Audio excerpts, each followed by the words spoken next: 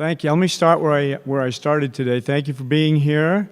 What I'm going to talk about primarily is physical activity. We've heard lots today about the characteristics of the Mediterranean diet, eating pattern, if you will, so I won't really say any more about that. And we've talked about pyramids, and we've seen the Mediterranean diet pyramid, and here it is again. And the reason I'm here is the Mediterranean diet is essentially a part of a lifestyle, and you've heard that said here today also. And it requires the simultaneous consideration of other factors, behavioral factors, when we consider the effects of the Mediterranean lifestyle, if you will. Regular physical activity is a part of that. Adequate rest, we'll get more of that this evening. I'll get some of that this weekend. And conviviality, we started last evening, with the conviviality portion of the program. That will continue tonight. We'll add in a healthy dose of the wine also tonight. And I was thinking we should have had that with lunch, but maybe they just wouldn't let us do that here. But so really what I'm focusing on is physical activity.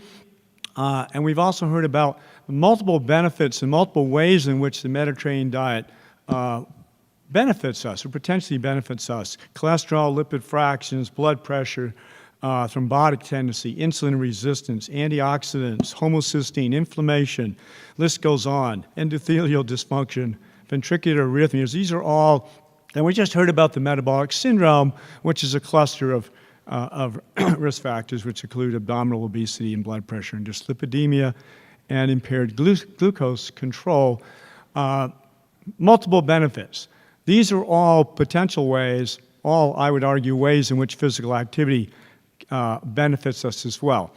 I always have to have the one slide that proves I don't know how to do PowerPoint, too many words. They tell you, 3 to 5 bullet points.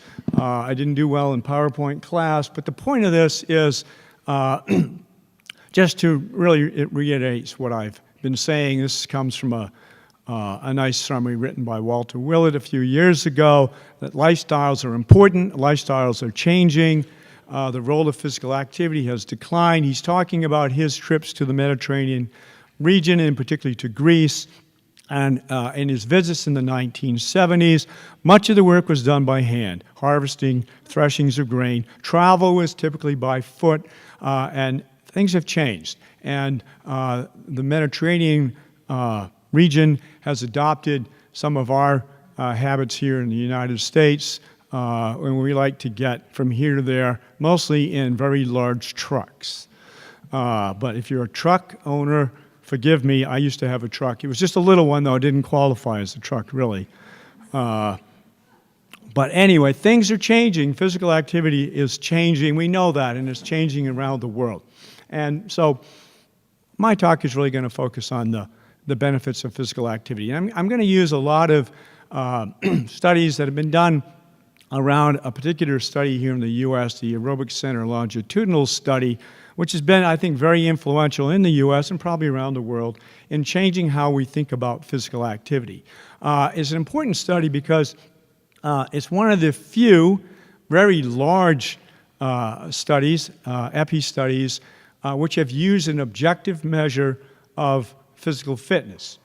So what they did in this study is they measured fitness by your time on a treadmill. The longer you could persist on a treadmill, as the hill went up, as the grade went up, as the speed went up, the fitter you are. There have been many studies of physical activity. In studies of physical activity, we typically administer some questionnaire, short, longer, analogous to maybe a food frequency questionnaire. And if you've done these types of questionnaires, it's difficult to measure folks' physical activity accurately with a questionnaire. It has some of the same problems that we have with the dietary questionnaire. So it's an advantage to have a measure of fitness, and fitness and physical activity are correlated, correlated, at least moderately correlated, sometimes stronger than that. So we assume that physical activity and more physical activity translates into higher fitness, and that's generally true. So they measured fitness on a treadmill, and they looked at quintiles of fitness. The lowest quintile is the least fit individual, the highest quintile is the most fit individual. And what you clearly see as you progress from very low fitness to higher fitness and higher still fitness, there's a very important impact on all-cause mortality. And I'm not going to go into all of the details of the studies because, trust me, they've been well done. They're large sample sizes. The measurements are done well. So the other thing you notice here is there's a very important benefit going from low fit to just middle fit, the middle fit groups. And there's a further benefit as you get into the highest fit groups, but it's a very large benefit just going from very low fit to moderate fitness. And they've shown that over and over again. And just to reiterate that point, because I'm going to draw mostly on the aerobic center data, but other studies, this is a meta-analysis, 33 studies, a large sample that looked at coronary heart disease and cardiovascular disease. And what you see here is across all of the different studies, all-cause mortality, or heart disease and cardiovascular disease, generally there's a significant and large effect of fitness. And this particular slide shows the benefit of increasing your fitness about 1 MET level. If you're familiar with METs, it's a multiple of resting metabolism.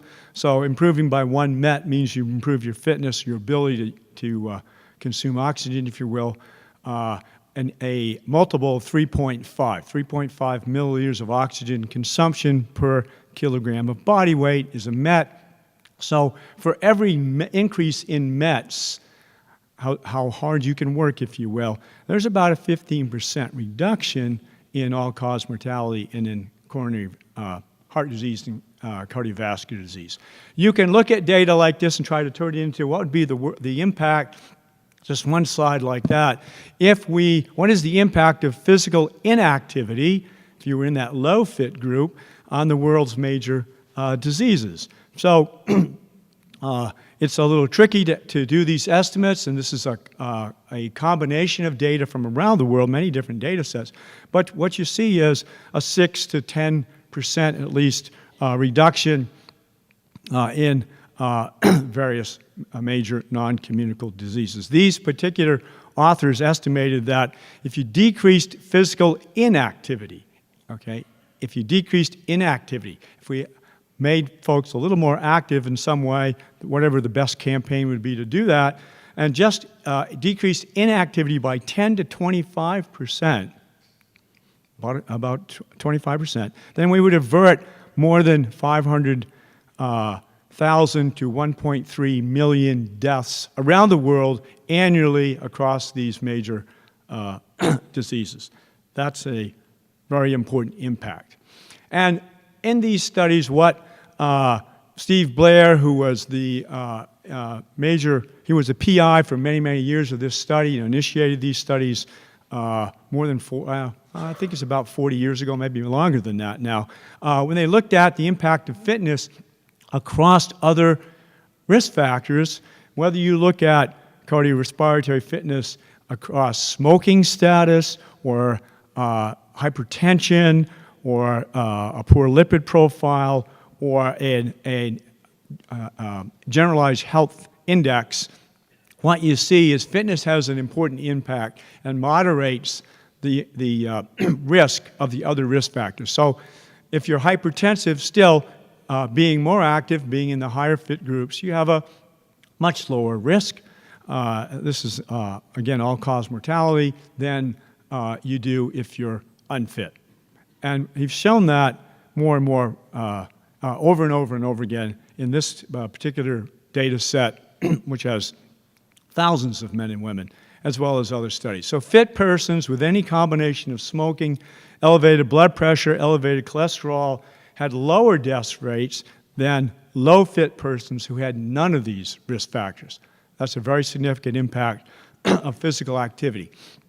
And if you changed your habits, if you were inactive to begin with, if you were unfit, I'm using fitness as a surrogate for activity, if you're unfit and become fit versus those folks who are unfit when they came in for their first visit and stayed unfit, you would see that changing your habits and becoming more active, becoming fit, you improved your or you lowered your risk by by over 40%. Major impact of moving up from that low fit group into that higher fit group. That translated into about an 8% risk reduction for every minute of extra treadmill time. So as they became fitter, they were able to persist on the treadmill despite the fact that the hill, it's not a big hill, by the way. It wasn't a very fast speed on the treadmill. We don't like people shooting off the back of the treadmill. When we're testing them, it's not a good thing. The IRBs get mad about that. So anyway, improving your fitness, even a moderate amount, translates into an incredible reduction in your risk. Now the slides are going to get a little more redundant if they haven't already, because what I'm just going to show you is as you look at various of those pathways, if you will, risk factors that I showed earlier, we see the same thing showing up and up again. So this is your this is a risk of impaired fasting glucose metabolism, type 2 diabetes. This happens to be in men, and the association with cardiovascular fitness. If you compared the low fit versus the high fit group, in this case, then you lower the risk about twofold of impaired fasting glucose metabolism, and you decrease the risk of diabetes, incident diabetes, by almost fourfold. If you do the same analysis in overweight and obese, again, this happens to be men. In the middle of the slide, what it shows you is the risk with obesity defined in various ways. So using the BMI greater than 30 as a definition of obesity, the risk of impaired fasting glucose, type 2 diabetes, which is roughly the same, 2.7 greater risk. If you used abdominal obesity or waist girth as the measure, about a twofold risk, greater risk, and percent fat, greater than 25% fat, was about a 1.3 greater risk. And that was a little surprising to me that it wasn't actually stronger, because I like to argue that having a direct measure of percent fat gets you a better result. But I think, believe it or not, 25% fat is not a terribly high level of, higher than we like, but not a terribly high level of percent fat for these men to have. And essentially, when they then adjusted for fitness attenuated the risk by a very large amount. Fit, obese men had 50% lower risk of type 2 diabetes than men who were not classified as obese but who were not fit. That's a very significant impact of physical activity moderating your risk of type 2 diabetes. If you were obese and unfit, you had almost a 6 times greater than the normal weight and fit individuals. Essentially the same story for hypertension. What I tried to do on this slide is just show you the number of cases, incident cases of hypertension. And in this particular analysis, they looked at physical activity measured with a questionnaire, and they looked at fitness measured with the treadmill test. It tells the same story. You get a little stronger result when you measure fitness directly, a little more difficult to measure physical activity. So in sedentary individuals, 86 cases, moderately fit, 76, high fit, 66. When you look at fitness, there were 90 cases in the low fit group and 78 cases, and then 65 cases. So again, fitness in a graded fashion is moderating your risk of hypertension. And if you look at metabolic syndrome and obesity and mortality, obesity and metabolic syndrome in this particular analysis were both related to all-cause mortality and CVD mortality in about the same way, but the risks were largely explained by fitness. When you had both of them in the model, fitness had a major effect. So does physical activity ameliorate the health hazards of obesity? Somewhat depends on the measure, activity versus fitness. It depends on what risk we're talking about, but in general, it does. Physical activity, because it costs you energy, as you do more physical activity, it tends to moderate obesity.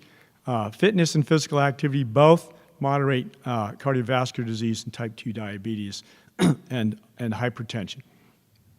So, Those types of studies led up to a change in how we think about exercise and physical activity in the U.S., and you're familiar with the guidelines, I'm sure, because we've been working pretty hard to promote them for the last, I think they first started to make the shift around 1985, actually, and they've been revised a few times since then, but they're really quite similar.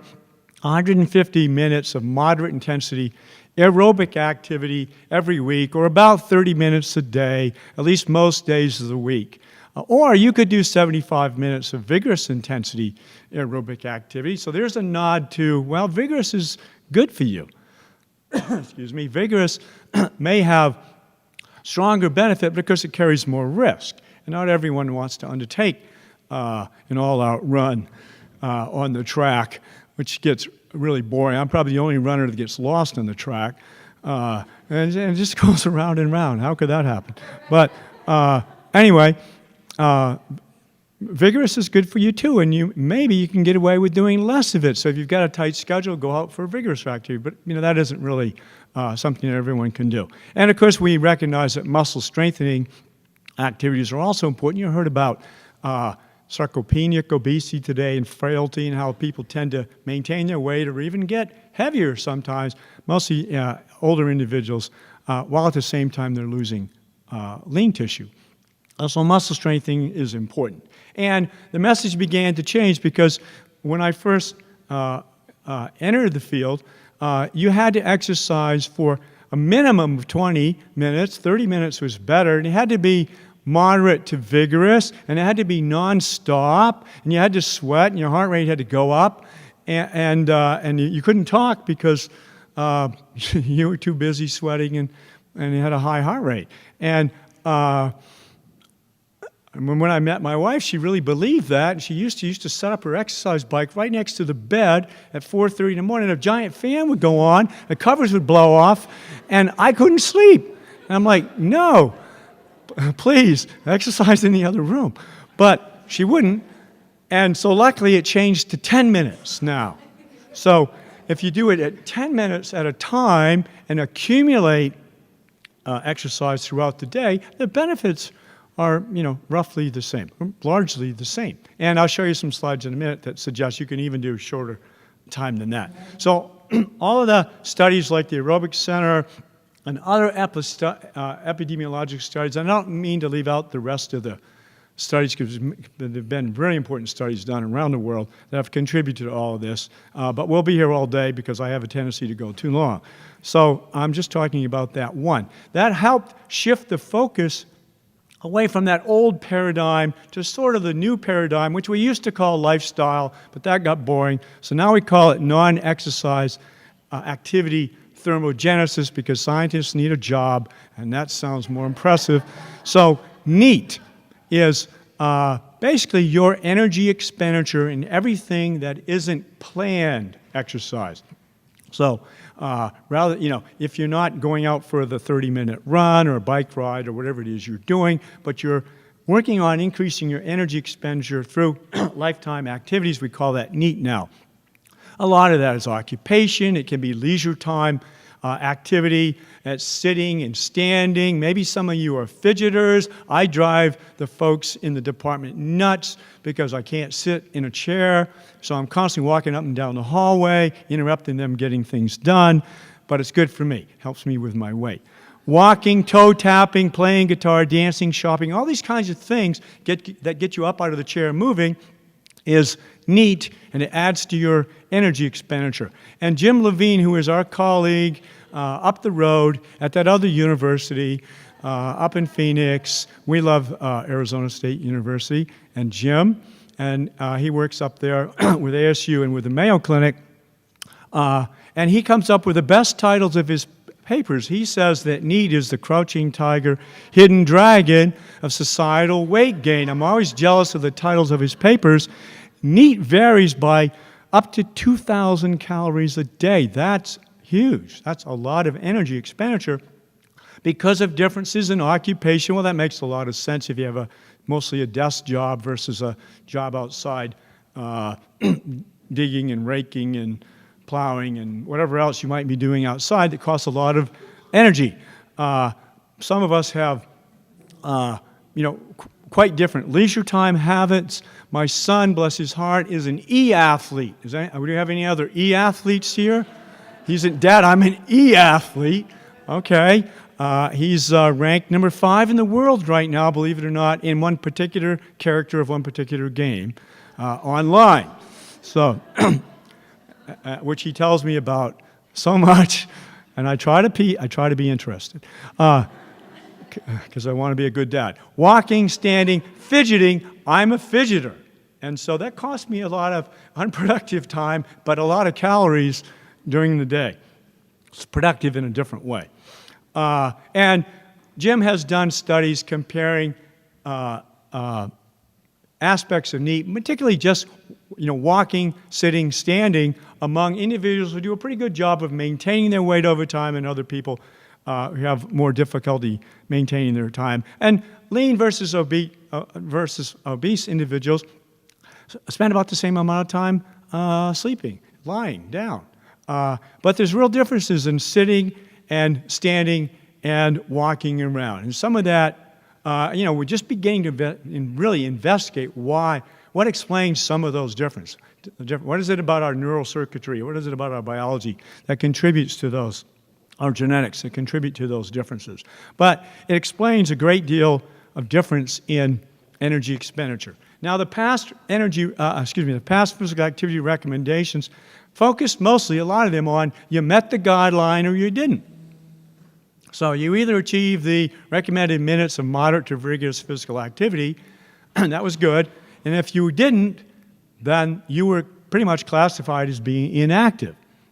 And where things are starting to go now is that maybe the lower intensity activity has more benefits than we used to at least acknowledge, than we used to realize. So there's been a shift. If you're reading this particular literature and looking at the number of publications, it was always all about moderate and vigorous physical activity. It used to be all about exercise. Now it's about activity. It's about moderate and vigorous. And now more and more you're seeing work that's being done that's not defining anything less than moderate as inactive and trying to understand the benefits of different levels of intensity of physical activity. So here's one by Russ Pate, also very influential in the physical activity recommendations in the U.S. and known around the world for his work in this area. Sedentary behavior basically costs you about the same and maybe a half a minute more than just going to bed. So it's very light, very low energy expenditure and very light activity. Light intensity physical activity, on the other hand, might cause you to spend up to 3 minutes, so 3 times resting energy expenditure in standing, slow walking, not even fast walking, but slow walking. Self-care activities, things you wouldn't necessarily define as exercise, certainly. You might not even think of them as activity. Walking certainly is, but things that get you out of the chair and cost you energy. And then you can see the other values there for moderate and intensity. So the research is starting to distinguish between sedentary or inactive versus light intensity activity. So in a paper from one of our Australian colleagues, sedentary is not the equivalent of light. Much of light intensity activity has been replaced by sitting. Office workers, in front of our computer, my E-athlete son, his hands are fit. I'm glad he's not here today. He'd make me play with him. There are, I think, there's emerging data that show this, metabolic and long-term health consequences of sedentary is distinct. It's its own risk factor from moderate to vigorous physical activity. So if you look at sedentary activity or inactivity versus other levels, what you begin to find is it's an independent risk factor, even in people who meet the physical activity recommendations.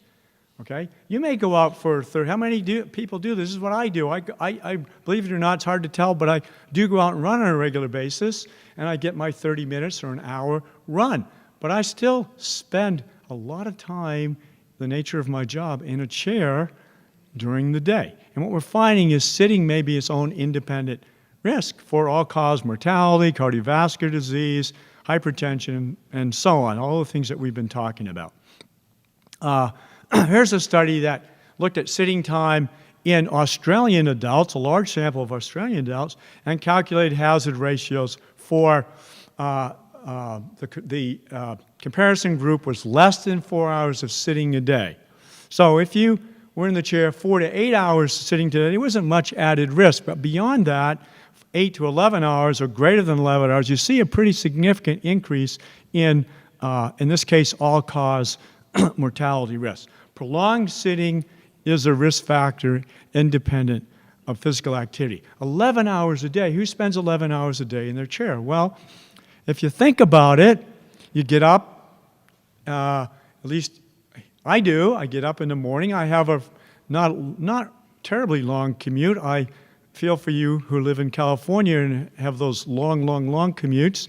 Some of you live in Phoenix. You have a longer commute, I'm sure, and more traffic. I can get to work in about 40 minutes, but I'm sitting in a car for 40 minutes driving to work.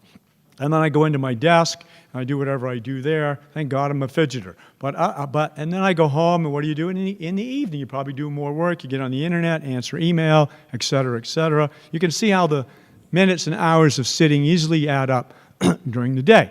So again, this is my friend Jim Levine, The Chairman's Curse, Lethal Sitting. I told you he has the best titles of papers. Excess sitting is linked to more than 24 chronic diseases, according to his analysis. The average American office worker can clock 13 hours of sitting a day. Excess sitting can harm lean as well as obese individuals. It's a risk factor even when you adjust for body composition. And if you look at the energy expenditure, the costs of these activities, it makes sense. Sitting increases metabolic rate by 5%. Walking, even at a slow pace, increases energy expenditure by 100% over just sitting. It isn't a high rate of energy expenditure, but it's a lot higher than sitting. So your chair, thank you, Jim, comfortable but deadly. Health chair reform. Oh, I like that. Health chair reform. So again, he tells you chair dependency is linked to disease. Here are some of the solutions. Moderate to high intensity exercise. That works. We haven't done, I took the slide out, I was going to show you the objective measure of physical activity using accelerometers in the US. We don't do well. Children and adolescents, particularly children, get fairly close to meeting the recommendations for children. Adolescents, there's a tremendous drop in activity. And in the objective data using accelerometers, in the NHANES sample, it was only about 5% of adults who actually met the recommendations. So moderate intensity, higher intensity exercise work. It's just we're having difficulty getting everyone to adopt that as a regular part of their life. Frequent low intensity meandering style, that's me in the office, seems to be very beneficial. Or as Jim said, people could just get up. Well, standing up has its benefits. Jim is also one of the folks who've been, he's not here today, I hope. He's one of the people that have written a lot, the whole walking desk, right? Anybody have a treadmill? You walk on the treadmill while working on your desk? Or you can get the desks now that raise up and down at different levels. But the walking, I like the idea of the walking desk. I'm just afraid I'm going to fall off my desk. But I think it has real benefits. So, Jim has been a real advocate in those areas. He's done a really neat study looking at the role of free living activity in weight gain and obesity. And what he did was interesting because he uses special underwear. That's what I would call it. He calls it integrated underwear. He has sensors that measure your movement, your body position, and so he can detect sitting, standing, lying, walking speeds and things like that. When he described what free living office workers, these were office workers, tend to do, they take many short trips throughout the day, 47 short duration trips to the water cooler maybe, to a to the next office or wherever, maybe during lunch. Most of them were less than 15 minutes. A lot of them were a lot shorter than that. Low velocity, 1 mile per hour, 2 miles per hour, something of that nature, but it totaled up to 7 miles a day. That's good walking. That's a good amount of walking. You probably get your 10,000 steps a day if you were walking 7 miles or something close to that. What he found, though, is the lean individuals, I showed you the slide earlier, walked a greater distance than the obese individuals did, although there were similar numbers of bouts. So it was more about velocity and less velocity, and therefore shorter distance in the individuals who struggled a little bit more to maintain their weight. He then, how'd you like to be a part of this study? He then had his subjects overeat by 1,000 calories a day for 8 weeks so that they gained weight. And he did that in the lean individuals. He did that in the overweight individuals. They gained about 4 kilos of body weight and about 3% body fat. And in both groups, the walking decreased by about the same distance. It was about less velocity. As you gain weight, you walk at a slower pace, and as a result, you end up walking a shorter distance. And so walking seems to be an important risk factor, or not walking, for weight gain and for not contributing to all of the potential benefits of lower intensity exercise. Exercise, a walk in the park, in the old days, no, you have to go out for a little run, you have to get your heart rate elevated significantly, or it wouldn't benefit you. But now what we're realizing is these lower intensity activities have real benefits. So here's an example that Jim wrote about. If you did a 30-minute run at 5 miles per hour, you would decrease your plasma triglycerides to, and these are in folks with elevated triglyceride levels. You would decrease your triglyceride to normal levels during the run, and the benefit would last for about an hour and a half afterwards. If you did repeated 30-minute walks at a slow rate, you would also decrease your triglyceride levels, not as much, but a pretty significant amount, and it would have a lasting effect, but maybe not as long. But if you did this cumulatively throughout the day, the overall benefit you would accumulate during the day would be more than the run. So, making his case, because the message about exercise didn't work. It's beneficial, but the large majority of people just don't do it.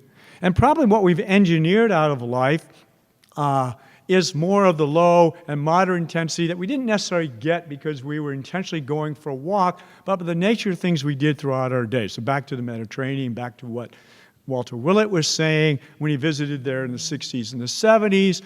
Daily life involved a lot of physical activity. It wasn't dressed in stretchy clothes going for a run. It was growing your food and tending your animals and walking from here to there to get to where you needed to go and that sort of thing. And that's been engineered out of our daily routine. Just to go back to the whole idea about high intensity, here's a study, very recent study, that looked at high intensity. This was in overweight but otherwise healthy individuals. And what they had them do is cycle ergometry, ride a bike, 18 sessions over 6 weeks, 3 times a week for 6 weeks, only 10 minutes a session. And then interspersed in those 10 minutes, they did 3 20-second all-out sprints. This is, what's it called? Spinning class. This is spinning class, but just for 1 minute, 3 20-second bouts with some recovery time. And they were able to improve their fitness, improve their blood pressure, blood glucose regulation, GLUT4 protein content was increased, aerobic enzymes their concentrations were increased. There were multiple benefits that they were able to show from, this is very high intensity exercise. So going back to the little box on this slide, it's not that high intensity exercise is not beneficial. And who tends to do it? Well, very fit people tend to do it because it's risky for folks who are not as fit. There's a greater risk of injury. This isn't something we're going to recommend to older folks. if you're fit, you can do it. You could build up to it, and you could do it. It has real benefit, but it isn't a real palatable public health message. Okay, just a little bit on, as I'm supposed to be talking about synergy here, but a little bit, there aren't a lot of studies in the literature that have had activity or exercise, diet, the combination in a control group, you know, a randomized controlled trial in which we study all of the factors. There have been some analyses that have been done. They've tried to look at dietary patterns, not necessarily the Mediterranean diet, but dietary patterns. In the aerobic center longitudinal study, using that data, they did develop what they called an unhealthy eating index, processed and red meat, white potato products, non-whole grains, added fats, low fruit consumption, all contributed to what they called the unhealthy eating index. When you compare, again, looking across quintiles, 5 groups, 40% greater all-cause mortality in the 5th quintile, the group with the poorest diet versus the group with the best diet. Physical activity reduced risk by 13.5%. Cardiorespiratory fitness, the treadmill measured fitness, by almost 55, or by about 55%. Again, there's more error, if you will, in measuring physical activity than in fitness. Probably explains a lot of that difference. They also did analysis where they looked at macronutrient intake and how that affected metabolic syndrome. Metabolic syndrome is inversely, or fitness is inversely related with metabolic syndrome. Fitter people, less risk of metabolic syndrome. In this case, carbohydrate, fat, protein, if you will, energy densities really didn't modify the relationship. There's still a very strong effect of fitness on your risk of metabolic syndrome. Here's the impact on lipids. A meta-analysis actually looked for studies that had measured lipids and lipoproteins and analyzed randomized controlled trials that had diet, aerobic exercise, a combined group, and then a control group. They only found 9. This is a relatively recent meta-analysis, 2012. They only found 9 papers that were rigorous enough to be included in this analysis. Diet and exercise together generally do better than either one alone. Well, that kind of makes sense.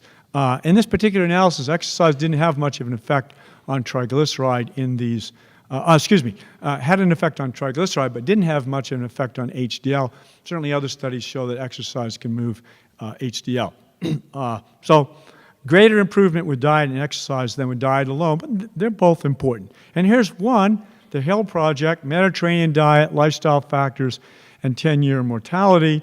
And I just tried to rank, if you will, the strength of the relationship based on hazard ratios. So for all-cause mortality, physical activity had a little stronger, but almost the same really as not smoking, and a Mediterranean diet close to that. And then in this particular analysis, they separated out alcohol, wine consumption, basically from the Mediterranean diet score, made their argument that that was an independent risk factor. So they did it that way, a little different from some of the other scorings they've heard about today. For cardiovascular disease, again, physical activity, strong effect, smoking, and then diet and alcohol. Cancer, smoking was the most important, followed by physical activity, alcohol, and diet. They're all important. They all reduce risk. They did a number of analyses in which they tried to look at the independent factors. And you can see the risk reduction. I've listed that on the slide. So, I'm ending. In summary, physical activity moderates the effects of many chronic disease risk factors, including a suboptimal diet. Physical activity and diet certainly have, both have important benefits together. You'll do better than either one alone. They're both important. High-intensity exercise is certainly an effective strategy if you can do it, but it has more risks. And we've really overlooked, I think, the benefits, the potential benefits of lower intensity exercise. We focused a lot in the last 15 or 20 years on moderate intensity. That works. But again, we're not doing very well in terms of getting our colleagues, our friends, to do that. Probably goes back to the wine and the conviviality, because you can go for a walk to the bar and have a lot of fun talking along the way with family and friends, and that might be an effective strategy. Who knows? We'll have to figure out how to get back. Well, we could walk back, just because it's in moderation. So we'll be able to walk back. Significant health benefits from low to moderate intensity physical activity. What's the take-home message? Sit less, move more. Thank you very much.